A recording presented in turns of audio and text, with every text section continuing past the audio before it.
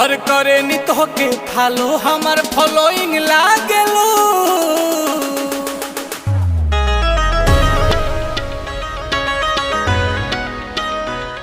ए जान साचो फिल्म के हीरोइन लागेलू। झटक के तू मटक के चले लो।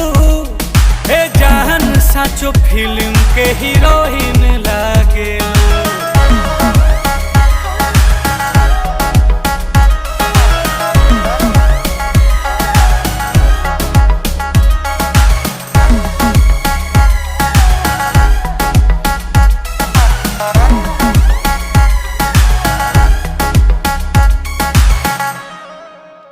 बोली तहार चीनी से भी लागेला मीठ हो। चिखले ही जदी के हो जाई ढिठ हो।